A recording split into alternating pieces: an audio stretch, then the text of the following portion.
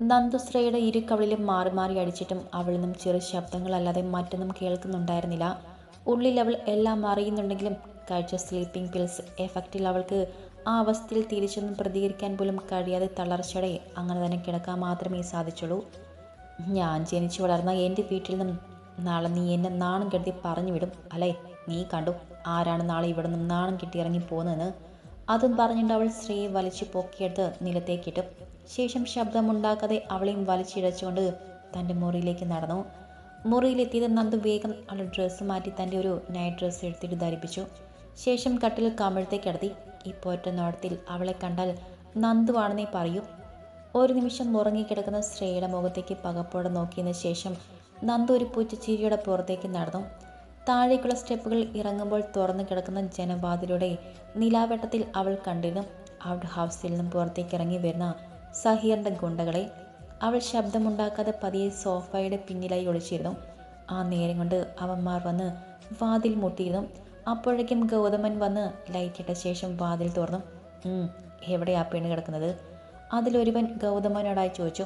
മുകളിലേക്ക് കയറുമ്പോൾ ആദ്യം കാണുന്ന മുറിയാണ്. വാതിൽ അടച്ചിട്ടുണ്ടാകില്ല. അയാൾ പറഞ്ഞു കേട്ട് അവർ വേഗം മുകളിലേക്ക് നടന്നു. 1-2 നിമിഷങ്ങൾ കഴിഞ്ഞതും കയ്യിൽ പുതപ്പ് കൊണ്ട് പൊതിഞ്ഞ ഒരു രൂപത്തെയും കൊണ്ട് അവർ തിരികെ ഇറങ്ങി വന്നു. വാതിൽക്കൽ തന്നെ നിൽക്കുന്ന ഗൗതമനെ ഒന്ന് നോക്കിക്കൊണ്ട് അവർ പുറത്തേക്ക് നടന്നതും അയാൾ ഒരു പുഞ്ചിരിയുടെ വാതിൽ ലോക്ക് ചെയ്ത് തിരിഞ്ഞു നടന്നു. അവളെ കൊണ്ടുപോയ ഗൗതമേട്ടാ? പെട്ടെന്ന് പിന്നിൽ നിന്നും ശാരികയുടെ ചോദ്യം കേട്ടതും അയാളൊന്ന് തിരിഞ്ഞു നോക്കി. പോയി. ഇനി നാളെ രാവിലെ എല്ലാവരെയും അറിയിച്ചാൽ മതി. ഇതിൽ അവൾ തകരും ശാരി, തകർന്ന് തരിപ്പണമാകും. അയാൾ ശാരിക്ക് നോക്കിക്കൊണ്ട് ക്രൂരമായ പുഞ്ചിരിയോടെ പറയുന്നത് കേട്ട് പകമുറ്റ കണ്ണുകളുടെ നന്ദു അവരെ നോക്കിയിരുന്നു.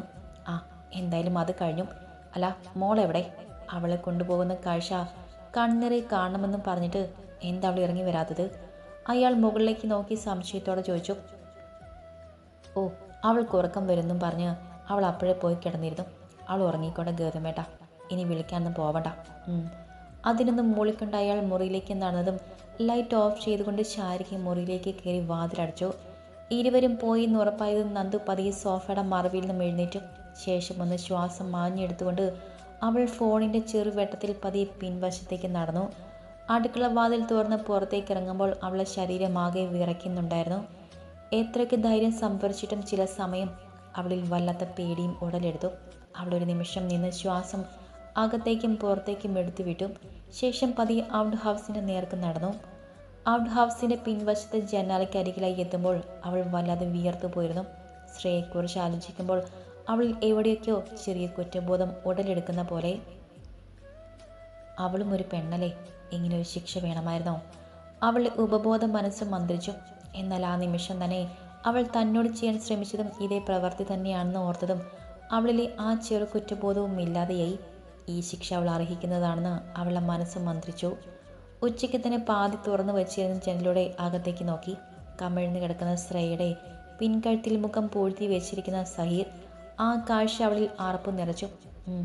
എന്തൊരു മണവാ പെണേ, നിന്റെ ശരീരത്തിന് കടിച്ചു തിന്നാൻ തോന്നുന്നു. അവൻ അവളുടെ പുറംമേനിയിലൂടെ വിരലുകൾ ഓടിച്ചുകൊണ്ട് പറഞ്ഞു. ഇങ്ങനെ ഉറങ്ങിക്കിടക്കാൻ നന്ദിനി, വേഗമുണര്. നീ ഉണർന്നതിന് ശേഷം മാത്രമേ ഞാൻ നിന്നെ സ്വന്തമാക്കൂ. കാരണം നിന്നെ ആസ്വദിക്കുമ്പോൾ എനിക്ക് നിന്റെ പൂർണ്ണ സഹകരണം ആവശ്യമാണ്. കീഴ്ചുണ്ട് കടിച്ചു പിടിച്ചുകൊണ്ട് അവൻ വശ്യതയോടെ പറഞ്ഞതും അവൻ്റെ വാക്കുകൾ കേട്ടുകൊണ്ട് നന്ദു മുഖം ചൊളിച്ചുകൊണ്ട് തിരിഞ്ഞു നിന്നു. വൃത്തികെട്ടവൻ, അവൾ മനസ്സിൽ പറഞ്ഞുകൊണ്ട് വീണ്ടും ജനലിലൂടെ അകത്തേക്ക് നോക്കി. ആ സമയം സഹീർ ശ്രേയയുടെ അഴകളവുകൾ കണ്ണുകൾ കൊണ്ട് ഒഴിയുകയായിരുന്നു. ടോപ്പിൻ്റെ വിടവിലൂടെ കാണുന്ന അവളുടെ നഗ്നമായ വയറിലൂടെ അവൻ്റെ വിരലുകൾ ചലച്ചുകൊണ്ടിരുന്നു. പതിയെ എവിടേക്ക് ചുണ്ടുകൾ അമർത്താൻ തുടങ്ങിയതും എന്തോ ഓർത്തുന്നത് പോലെ അവൻ എഴുന്നേറ്റ് ടേബിളിനരികിലേക്ക് നടന്നു. ശേഷം അതിന് മേലെ വെച്ചിരുന്ന ഡ്രഗ്സ് അവൻ കയ്യിലേക്കെടുത്ത് ഒന്ന് നോക്കി. ഇനി നീ ഉണരാൻ കുറച്ച് സമയം മാത്രമേ വേണ്ടി വരൂ നന്ദിനി. സോ ഈ ഡ്രഗ്സ് ഇപ്പോൾ തന്നെ നിന്റെ ശരീരത്തിൽ ഇഞ്ചെക്റ്റ് ചെയ്യണം. അതിനുശേഷം ഉണർന്നു വരുന്ന നീ കൂടിപ്പോയ ഒരു 15 മിനിറ്റിനുള്ളിൽ പൂർണ്ണ മനസ്സോടെ എനിക്ക് വിധിയായി തരും. വല്ലാത്തൊരു ഭാവത്തോടെ അവൻ പറഞ്ഞു നിർത്തിയതും അവൻ്റെ വാക്കുകൾ കേട്ടുകൊണ്ട് നിന്ന് നന്ദു വായി പൊത്തിപ്പിടിച്ച് കണ്ണുകൾ മുറക്കി അടച്ചു നിന്നു. അല്പസമയത്തിന് ശേഷം പതിയെ അവൾ കണ്ണുകൾ തുറക്കുമ്പോൾ സ്ത്രീയുടെ വലത് കൈയിലേക്ക് ഡ്രഗ്സ് ഇഞ്ചെക്റ്റ് ചെയ്യുന്ന സഹീറിനെയാണ് കണ്ടത്. ഒരു നിമിഷം കഴിഞ്ഞതും സ്ത്രീയിൽ നിന്നും ചെറിയ അനക്കങ്ങൾ ഉണ്ടാവാൻ തുടങ്ങി. പെട്ടെന്ന് അപകടം മണത്തതുപോലെ നന്ദു ചുറ്റിനും ഒന്ന് നോക്കി. ശേഷം സൈഡ് ചുവരിലായി വെച്ചിരുന്ന മെയിൻ സ്വിച്ചിന് അരികിലേക്ക് ചെന്ന് അത് ഓഫ് ചെയ്തു. ഛേ, കറണ്ട് പോയതും ശ്രേയെ തിരിച്ചു കിടത്താനായി അവളെ അരികിലേക്ക് കുനിഞ്ഞിരുന്ന സഹീർ ദേഷ്യത്തോടെ നിവർന്നു നിന്നു. ഛേ, ഈ കറണ്ടിന് പോകാൻ കണ്ട നേരം. അവൻ പിറുപിറുത്തുകൊണ്ട് ജനലിന് അരികിലേക്ക് വന്നു. തുറന്നു കിടന്ന ജനലിലൂടെ പുറത്തെ കട്ട പിടിച്ച് ഇരുട്ടിലേക്ക് ഒരു നിമിഷം അവൻ നോക്കി നിന്നു. ആ നിമിഷം അവൻ്റെ കണ്ണുകളിൽ വല്ലാത്തൊരു തിളക്കം തെളിഞ്ഞു നിന്നു. ശ്രേയിൽ നിന്ന് ചെറു മൂളലുകൾ കേട്ടതും വശ്യമായ ഒരു പുഞ്ചിരിയോടെ അവളെ ഇത് നോക്കിയ ശേഷം അവൻ തിരിഞ്ഞ് ജനലടച്ച് ലോക്ക് ചെയ്തു. ആ ഇരുട്ടിൽ കണ്ണുകൾ മുറക്കി അടച്ചു നിന്ന നന്ദു ജനലടച്ച ശബ്ദം കേട്ടതും ഒരു ദീർഘശ്വാസം എടുത്തുകൊണ്ട് ചുമരിലേക്ക് ചാരി നിന്നു. ആ അടിപൊളി, അവൾക്ക് അങ്ങനെ തന്നെ വേണം. ഇതിനാണ് പറയുന്നത് താൻ കുഴിച്ച കുഴിയിൽ താൻ തന്നെ വീഴുകയെന്ന്. നന്ദു പറയുന്നത് ശ്രദ്ധയോടെ കേട്ടുകൊണ്ടിരുന്ന ആദി ശ്രേയയുടെ കാര്യം അറിഞ്ഞതും സന്തോഷത്തോടെ കൈ കൊട്ടിക്കൊണ്ട് പറഞ്ഞു. ആദിയുടെ മുഖഭാവം കണ്ടതും നന്ദു മങ്ങിയ ഒരു പുഞ്ചിരി തിരികെ നൽകി. ഏട്ടത്തിക്ക് എന്താ ഒരു വിഷമം പോലെ? അവളുടെ മാറിയ മുഖഭാവം കണ്ടതും ആദ്യം നെറ്റി ചുളിച്ചുകൊണ്ട് ചോദിച്ചു. എൻ്റെ അച്ഛനെയും അമ്മയും ഇല്ലാതാക്കിയവരോടുള്ള പകയും പിന്നെ എൻ്റെ ജീവിതം നശിപ്പിക്കാൻ നോക്കിയവരുള്ള ദേഷ്യം കൊണ്ടാണ് ഞാൻ അന്നേരം ശ്രേയോട് അങ്ങനെ ചെയ്തത്. പക്ഷെ പിറ്റേന്ന് അവളുടെ അവസ്ഥ കണ്ടപ്പോൾ എനിക്ക് ശരിക്കും കുറ്റബോധം തോന്നിയിരുന്നു. ഒന്നുമില്ലെങ്കിലും എന്നെപ്പോലൊരു പെണ്ണായിരുന്നില്ലേ അവളും. ചെയ്തത് കുറച്ച് കൂടിപ്പോയോ എന്ന് തോന്നിയിരുന്നു. നന്ദു ദൂരേക്ക് നോക്കിയിരുന്നുകൊണ്ട് പറഞ്ഞതും ആദ്യം അവളെ ഒന്ന് കൂർപ്പിച്ചു നോക്കി. ഓ, ഏട്ടത്തി മറ്റേതായിരുന്നു അല്ലേ? ആദ്യം പറഞ്ഞു കേട്ട് നന്ദു എന്തെന്നും മനസ്സിലാവാതെ അവളെ നോക്കി. മറ്റേതോ? എന്ത്? അല്ല, ഈ സർവം സഹയ സീത. ആദ്യ പുച്ഛത്തോടെ പറഞ്ഞു കേട്ട് നന്ദു ഒന്നും പറയാതെയിരുന്നു. എൻ്റെ ഏട്ടത്തി, അവൾ ചെയ്തതിൻ്റെ ഫലമാണ് അവൾക്ക് കിട്ടിയത്. ഏട്ടത്തി അവൾ പെടുത്താൻ നോക്കി, പക്ഷെ പെട്ടതവളും. അതിൽ ഏട്ടത്തിക്ക് കുറ്റബോധം തോന്നേണ്ട ഒരാവശ്യമില്ലായിരുന്നു. അല്ലെങ്കിൽ തന്നെ ഏട്ടത്തി ഒന്ന് ആലോചിച്ച് നോക്കി. അന്ന് അവരുടെ ആ സംഭാഷണം ഏട്ടത്തി കേട്ടില്ലായിരുന്നുവെങ്കിൽ ഏട്ടത്തിയുടെ അവസ്ഥ എന്താകുമായിരുന്നു? ശ്രേയുടെ സ്ഥാനത്ത് അന്ന് ഏട്ടത്തി നിൽക്കേണ്ടി വന്നേനെ. മറ്റുള്ളവരുടെ മുന്നിൽ ഒരു പരിഹാസപാത്രമായി നാണം കേട്ട ആ വീട്ടിൽ നിന്നും ഇറങ്ങേണ്ടി വരുമായിരുന്നു. അങ്ങനെ നോക്കിയാൽ ഏത് ചെയ്തിൽ എന്തെങ്കിലും തെറ്റുണ്ടോ? ആദ്യം ചോദിച്ചു കേട്ട് അവളില്ലെന്ന രീതിയിൽ തലയാട്ടി കാണിച്ചു. അപ്പം അതാണ് ഞാൻ പറഞ്ഞത്. ഇനി അവളെ ഓർത്ത് കുറ്റബോധം തോന്നേണ്ട ഒരാവശ്യമില്ല. എന്തെങ്കിലും കഴിഞ്ഞത് കഴിഞ്ഞു. ആ സംഭവം കഴിഞ്ഞിട്ട് 3-4 വർഷമായി. ഇനിയും അതിനെക്കുറിച്ച് ഓർത്ത് വിഷമിച്ചിരിക്കരുത്. വിഷമല്ലടാ, ഒരു പുലരിയിൽ തനിക്ക് എന്താണ് സംഭവിച്ചതെന്നറിയാതെ പകപ്പോടെ ഇരിക്കുന്നവളുടെ മുഖം ഓർക്കുമ്പോൾ എന്തൊരു അസ്വസ്ഥത. അവളും എന്നെപ്പോലെ ഒരു പെണ്ണായിരുന്നില്ലേ എന്ന് ചിന്തിക്കുമ്പോൾ കൊടുത്ത ശിക്ഷ കുറച്ച് കൂടുതലായിരുന്നില്ലേ എന്ന സംശയം. നന്ദു അവളെ നോക്കിക്കൊണ്ട് പറഞ്ഞു. ഒട്ടും കൂടുതലല്ല ഏട്ടത്തി, അവൾ അർഹിക്കുന്ന ശിക്ഷ തന്നെയാണത്. ഏട്ടത്തി ഒന്ന് ആലോചിച്ച് നോക്കി. അന്ന് അവളുടെ സ്ഥാനത്ത് ഏട്ടത്തിയായിരുന്നെങ്കിൽ എന്താകുമായിരുന്നു ഏട്ടത്തിയുടെ അവസ്ഥ? അവൾക്ക് എന്തെങ്കിലും കുറ്റബോധം തോന്നുമായിരുന്നോ? വാക്കുകൾ കൊണ്ട് ഏട്ടത്തിയെ കൊത്തിപ്പറിക്കില്ലായിരുന്നോ? പിന്നെ അവളും ഏട്ടത്തിയെ പോലെ ഒരു പെണ്ണായിരുന്നു എന്ന പരിഗണന അതൊരിക്കലും വേണ്ട ഏട്ടത്തി. കാരണം ഒരു പെണ്ണായിരുന്നിട്ട് കൂടെയാണ് ഏട്ടത്തിയെ ദ്രോഹിക്കാൻ അവൾ കൂട്ടുന്നത്. സോ ഒരു പെണ്ണെന്ന പരിഗണന അവൾ ഒരിക്കലും അർഹിക്കുന്നില്ല. അതുകൊണ്ട് ഏട്ടത്തി അത് വിട്. എന്നിട്ട് ബാക്കി പറയേ. പിന്നെ അവിടെ എന്ത് സംഭവിച്ചു? അത് ശ്രേയാണെന്ന് അറിഞ്ഞപ്പോൾ അവരുടെ മുഖഭാവം എന്തായിരുന്നു? സ്വന്തം മോളെയാണ് ഒരു പുരുഷൻ്റെ ബെഡ്റൂമിൽ തങ്ങൾ എത്തിച്ചു കൊടുത്തതെന്ന് അറിഞ്ഞപ്പോൾ ആ തള്ളയും തന്തയും എങ്ങനെയാണ് പ്രതികരിച്ചത്? ആദ്യം നന്ദുവിനെ നോക്കിക്കൊണ്ട് ഓരോ സംശയങ്ങളായി ചോദിക്കുമ്പോൾ അവളുടെ മനസ്സ് വീണ്ടും അന്നത്തെ ദിവസത്തിലേക്ക് കടന്നുപോയി. പുതപ്പുകൊണ്ട് ദേഹം മറച്ചു പിടിച്ച് കുനിഞ്ഞിരുന്ന് കരയുന്ന ശ്രേയെ സഹീറും മറ്റുള്ളവരും പകപ്പോടെ നോക്കി നിന്നു. അയ്യോ എൻ്റെ മോളെ! ശാരിക അലറിക്കൊണ്ട് അവളെ അരികിലേക്ക് ചെന്ന് അവളെ പൊതിഞ്ഞു പിടിച്ചു. എന്ത് ചെയ്യണമെന്ന് അവർക്കൊരു പിടിയും ഉണ്ടായിരുന്നില്ല. അവർ ദയനീയമായി ഗൗതമനെ നോക്കി. അയാളും ആകെ പകച്ചു നിൽക്കുകയായിരുന്നു. നന്ദുവിൻ്റെ സ്ഥാനത്ത് ശ്രേയ. എങ്ങനെ? അയാൾക്ക് എത്ര ആലോചിച്ചിട്ടും ഒരെത്തും പിടിയും കിട്ടിയില്ല. അയാളുടെ നോട്ടം സഹീറിൻ്റെ നേർക്കെത്തിയതും അവൻ തനിക്കുമൊന്നും അറിയില്ലെന്ന രീതിയിൽ തലയാട്ടി കാണിച്ചു.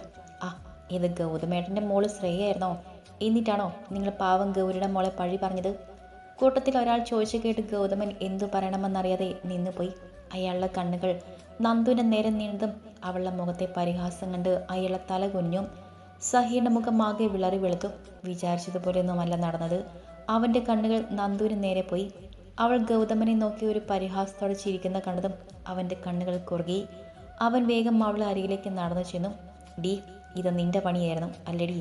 അവളെ നേരെ ചെന്ന് അവൻ ആക്രോശിച്ചതും അവൾ അവനെ നോക്കി പൊച്ചത്തോടെ ഒന്ന് ചിരിച്ചു. നീ ജയിച്ചെന്ന് കരുതണ്ട നന്ദിനി.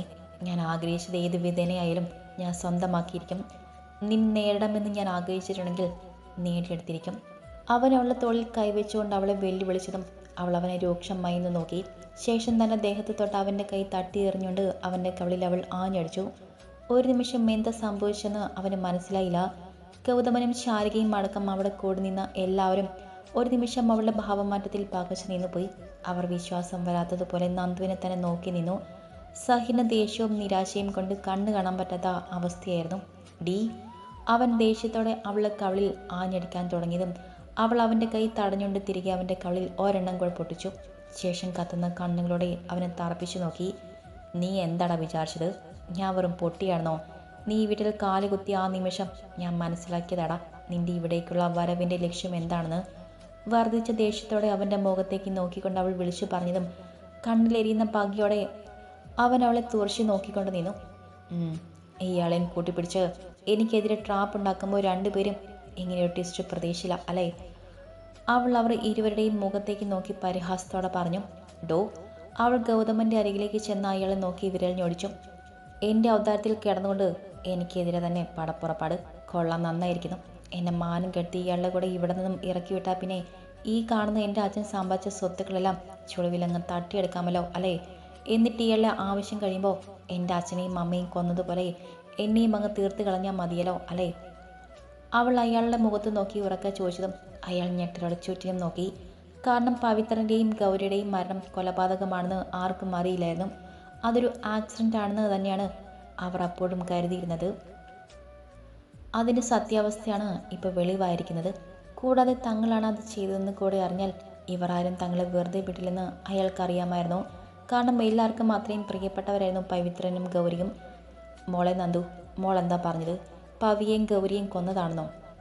അവളുടെ വെളിപ്പെടുത്തൽ കേട്ട് ഞെട്ടിത്തരിച്ചെന്ന പട്ടാളം നന്ദുവിൻ്റെ അരികിലേക്ക് ചെന്ന് ചോദിച്ചു. അതെങ്കിൽ എൻ്റെ അച്ഛനെയും അമ്മയും കൊന്നത് ഇയാൾ എൻ്റെ അച്ഛനെ സ്വത്തുക്കൾ തട്ടിയെടുക്കാൻ വേണ്ടി.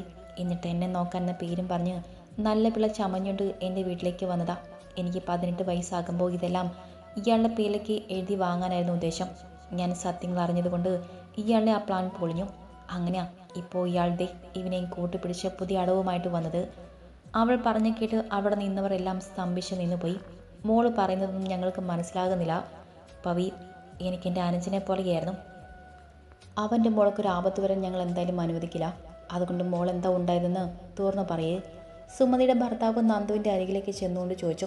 അത് കേട്ടതും അവൾ ഗൗതമനെ എന്ന് നോക്കിക്കൊണ്ട് അതുവരെയുണ്ടായ എല്ലാ കാര്യങ്ങളും തുറന്നു പറഞ്ഞു.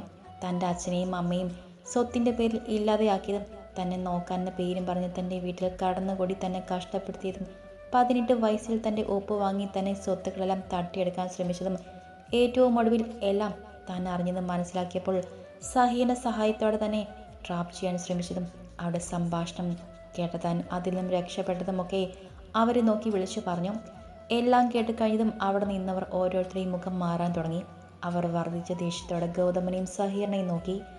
ഇവന്മാരെയൊന്നും വെറുതെ വിടരുത്, പിടിച്ച് പോലീസിൽ ഏൽപ്പിക്കണം. പട്ടാളം അവരെ പല്ലിഞ്ഞെരിച്ചുകൊണ്ട് പറഞ്ഞതും ഗൗതമൻ്റെ മുഖത്ത് ഭയം നിറഞ്ഞു. സഹീറിൻ്റെ മുഖത്ത് പുച്ഛം മാത്രമേ ഉണ്ടായിരുന്നുള്ളൂ. പോലീസിൽ ഞാൻ വിവരം അറിയിച്ചിട്ടുണ്ടെങ്കിൽ കൂടാതെ തെളിവുകളെല്ലാം അവരെ ഏൽപ്പിക്കുകയും ചെയ്തിട്ടുണ്ട്. അവരിപ്പോൾ ഇവിടെ എത്തും. ഗൗതമനെ നോക്കി പുച്ഛത്തോടെ അവൾ പറഞ്ഞു. അയ്യോ മോളെ, എന്നോട് ക്ഷമിക്കണം, എൻ്റെ അറിവില്ലായ്മ കൊണ്ട് ചെയ്തു പോയതാ. ഗൗതമൻ ഓടി വന്ന് നന്ദുവിൻ്റെ കയ്യിൽ പിടിച്ചുകൊണ്ട് പറഞ്ഞതും ആ നിമിഷം തന്നെ അവൾ തൻ്റെ കൈ വലിച്ചെടുത്ത് അയാൾ കണ്ണത്തൊന്നു കൊടുത്തു. എൻ്റെ അച്ഛനെയും അമ്മയും കൊന്ന് തന്നോട് ഞാൻ ക്ഷമിക്കണം അല്ലടോ. വെറുതെ വീട്ടിലെ ഗൗതമ തന്നെ ഞാൻ ഈ ഒരു നിമിഷത്തിന് വേണ്ടിയാ ഞാൻ കാത്തിരുന്നത്. സ്വന്തം മകൾ പിച്ച് ചിന്തപ്പെട്ട് കൺമുന്നിൽ നിൽക്കുന്നത് കണ്ടില്ലേ താൻ? എൻ്റെ ജീവിതം നശിപ്പിക്കാൻ നോക്കിയതിന് തനിക്ക് കിട്ടിയ ഏറ്റവും വലിയ ശിക്ഷ. അവൾ പുച്ഛത്തോടെ പറഞ്ഞതും അയാളുടെ മുഖം വിളറി വെളുത്തു. അയാൾ തല കുനിച്ചു നിന്നു. തീർന്നല്ലോടു. ഇനി എൻ്റെ കുടുംബത്തിനോടും ചെയ്തതിനൊക്കെ ഉടനെ തന്നെ തനിക്ക് കിട്ടിക്കോളും. തന്നെക്കൊണ്ട് ഞാൻ അനുഭവിപ്പിക്കും ഗൗതമ, ഓർത്തു വെച്ചോ താൻ. അടങ്ങാത്ത പകയോടെ അവൾ ഗൗതമനെ നോക്കിക്കൊണ്ട് പറഞ്ഞതും ആ നിമിഷം അവളുടെ കണ്ണുകളിൽ നിന്നും അഗ്നി വമിക്കുന്നത് പോലെയാണ് എല്ലാവർക്കും തോന്നിയത്. Excuse me. അപ്പോഴേക്കും വാതിലിന് മുന്നിൽ നിന്നും ഒരു ശബ്ദം കേട്ട് എല്ലാവരുടെ ശ്രദ്ധ അങ്ങോട്ടേക്ക് തിരിഞ്ഞു. മുന്നിൽ നിൽക്കുന്ന കാക്കി ഉടുപ്പിട്ട പോലീസുകാരെ കണ്ടതും ഗൗതമൻ വിറച്ചുപോയി. പോലീസുകാർ അകത്തേക്ക് കയറിയതും മറ്റുള്ളവർ എല്ലാവരും കുറച്ച് പിന്നിലേക്ക് നിന്നു. മിസ്റ്റർ ഗൗതമൻ, പവിത്രൻ മേനോൻ്റെയും ഭാര്യ ഗൗരി ലക്ഷ്മിയുടെയും മരണം ആക്സിഡൻ്റ് അല്ല, കൊലപാതകമാണെന്നുള്ളതിൻ്റെ എല്ലാ തെളിവുകളും ഞങ്ങൾക്ക് കിട്ടിക്കഴിഞ്ഞു. അതുകൊണ്ട് തന്നെ അവരെ ലോറി കയറ്റി കൊന്ന കേസിൽ 1-ാം പ്രതിയായി നിങ്ങളെ അറസ്റ്റ് ചെയ്യാനാണ് ഞങ്ങൾ വന്നത്. So be cooperate. മുന്നിൽ വന്നിരുന്ന പോലീസുകാരൻ ഗൗരവത്തോടെ പറഞ്ഞതും ഗൗതമൻ്റെ തകർച്ച പൂർണ്ണമായി. അയാൾ ദയനീയമായി നന്ദുവിനെ നോക്കിയതും അവൾ ദേഷ്യത്തോടെ മുഖം തിരിച്ചു. പോലീസ് അയാളുടെ കയ്യിൽ വിലങ്ങ് വെച്ചു. അപ്പോഴേക്കും അവിടെ മീഡിയാസും എത്തിയിരുന്നു. മീഡിയാസ് ഗൗതമിൻ്റെ അറസ്റ്റും സഹീറും ശ്രേയുമായിട്ടുള്ള ബന്ധവും എല്ലാം കൂടി ഒരു ആഘോഷമാക്കി. നന്ദുവിനെ ട്രാപ്പ് ചെയ്ത് കൊടുക്കാൻ നോക്കിയതിന് അവളുടെ പരാതിയുടെ അടിസ്ഥാനത്തിൽ ഗൗതമിനോടൊപ്പം തന്നെ സഹീറിനെയും ശ്രേയയും ശാരികയും അറസ്റ്റ് ചെയ്തു. നീ അധികം സന്തോഷിക്കണടി. ഇപ്പം നീ ചെയ്തതിൻ്റെ ശിക്ഷ ഉടനെ തന്നെ നിനക്ക് കിട്ടും. മണിക്കൂറുകൾക്കകം ഞാൻ തിരികെ വരും. അപ്പോഴും നിന്റെ മുഖത്തെ ഈ പുഞ്ചിരി അവിടെ തന്നെ കാണണം. സഹീർ നന്ദുവിൻ്റെ മുന്നിലേക്ക് വന്നു നിന്നുകൊണ്ട് പകിടം മുരണ്ടതും അവൾ അവനെ നോക്കി പുച്ഛിച്ചു. അപ്പോഴേക്കും പോലീസുകാർ അവരെയും കൊണ്ട് പുറത്തേക്ക് നടന്നു. ജീപ്പിലേക്ക് കയറുമ്പോഴും അവൻ്റെ പകമുറ്റിയ കണ്ണുകൾ അവൾ തന്നെ തറഞ്ഞു നിന്നു. അവർ 3 പേരെയും പോലീസ് കൊണ്ടുപോയതും അവളൊരു നെടുവീർപ്പോടെ എല്ലാവരെയും നോക്കി. എല്ലാവരോടും ഒത്തിരി നന്ദിയുണ്ട്. ഈ ഒരവസ്ഥയിൽ നിങ്ങൾ എനിക്കൊപ്പം തന്നെ നിന്നല്ലോ. അവൾ എല്ലാവരെയും നോക്കി കൈകൊപ്പിക്കൊണ്ട് പറഞ്ഞു. ആ എന്താ മോളിത്? പവിയും ഗൗരിയും പോയെങ്കിലും നിന്നെ ഞങ്ങൾ അങ്ങനെ കൈവിടുവോ? ഗൗതമനും ശാരികയും നിന്നെ പൊന്നുപോലെ നോക്കുന്നുണ്ടെന്ന് കരുതിയല്ലേ ഞങ്ങൾ കൂടുതലൊന്നും അന്വേഷിക്കാതിരുന്നത്. മോളും കൂടുതലൊന്നും പറഞ്ഞതുമില്ല. അവളുടെ കൂപ്പി പിടിച്ച കൈകളിൽ പിടിച്ചുകൊണ്ട് പട്ടാളം പറഞ്ഞതും അവളൊന്ന് പുഞ്ചിരിച്ചു. എന്നാലും അവർ ഇത്രയും ദുഷ്ടരാണെന്ന് നമ്മൾ അറിഞ്ഞില്ലല്ലോ രാജേട്ടാ. ഭാഗ്യം കൊണ്ടല്ലേ നന്ദുമോള് രക്ഷപ്പെട്ടത്. സുമതി രാജൻ്റെ അരികിലേക്ക് ചെന്നുകൊണ്ട് പറഞ്ഞതും അയാളും അതിനെ അനുകൂലിച്ചു. പിന്നെ അവിടെ ചർച്ചകൾ തുടർന്നുകൊണ്ടിരുന്നു. ആ സമയങ്ങളിലൊക്കെയും നന്ദുവിൻ്റെ മനസ്സ് നിറയെ തന്നെ പകയോടെ നോക്കിക്കൊണ്ട് ജീപ്പിലേക്ക് കയറുന്ന സഹീറിൻ്റെ മുഖം ഓർത്തുകൊണ്ടിരുന്നു. ഇതിന് പകരം വീട്ടാനായി അവനുടനെ തന്നെ തിരികെ വരുമെന്ന് അവൾക്ക് ഉറപ്പുണ്ടായിരുന്നു. അതുകൊണ്ട് തന്നെ അവനെ പ്രതിരോധിക്കാനുള്ള ആയുധത്തിനായുള്ള ചിന്തയിലായിരുന്നു അവളുടെ മനസ്സ്.